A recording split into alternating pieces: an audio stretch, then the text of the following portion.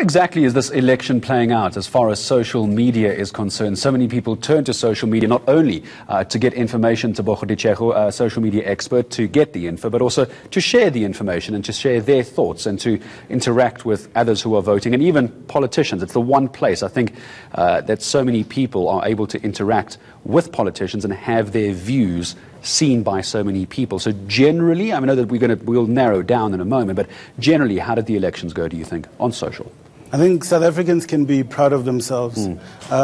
We do complain a lot about certain things that don't go well in our country, certain things that we'd like to improve. But we should remember that we are a country that is admired across the world, especially how we came through with our democratic dispensation peacefully. And that is why it was trending for 5 hours globally.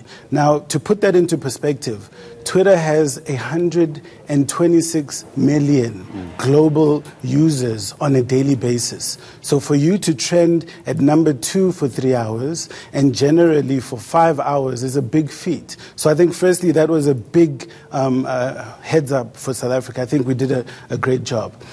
Specifically speaking in South Africa, obviously we started to trend early in the morning, specifically because yesterday we had those big soccer matches. And then we had a bit of a funny trend where people were talking about after these elections, what do I expect? And other people were talking about that they expect politicians to come and visit them to see if they have managed to keep their promises. And others were talking about the fact that they want unemployment to go down. And somebody else said that I will no longer be looking for a job. I want a job to start looking for me.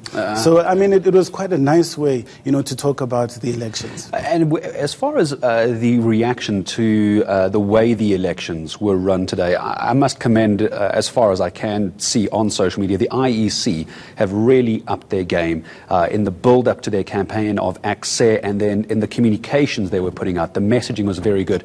The small snippets on Twitter and Facebook, I know we're talking about Twitter, but social media as a whole, they were giving very good information out and engaging very well with voters, which is something that I thought was stepped up from the previous elections, or is that just me?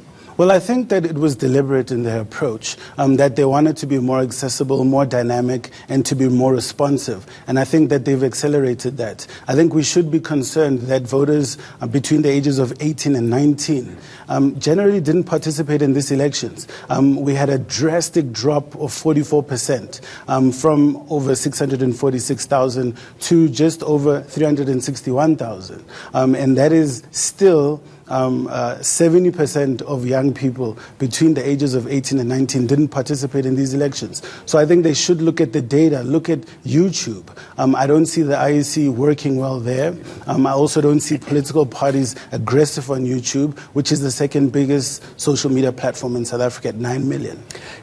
And help me understand then the tactic behind something like that, because if you are addressing something like voter apathy and the youth youth apathy as far as voting is concerned, why does the youth seem to engage so much on elections but just don't want to get involved? They're very happy to sit on their phone and take photos with friends who are voting or talk about voting and how important it is for the country, yet it doesn't translate into them standing in a queue for some reason, and I can't seem to make the connection.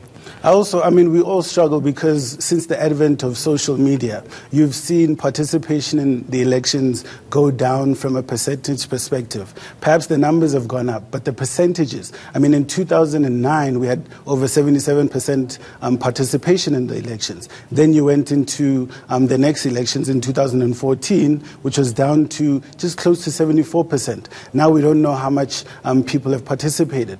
So I think that we need to look more at why is it that people don't want to participate. It could be a loss of confidence, but also maybe education. We need to look at how can we incorporate political education within our education system. And do you think the political parties are failing there? Are they doing it effectively on social media? But they all want to talk to the youth. That's what I think every single political party I've interviewed and my colleagues have interviewed.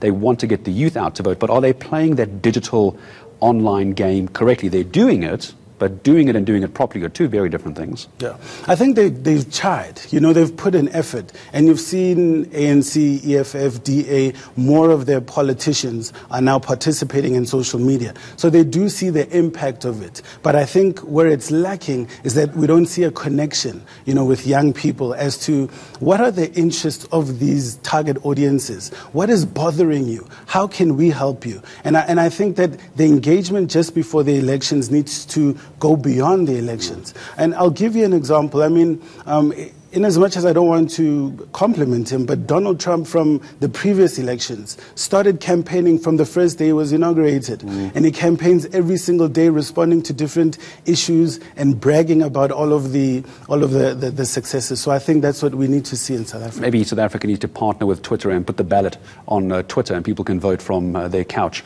or wherever they are. How clever would that be? Tebogo, Ditshego, social media expert, thank you so much for coming in to speak to us this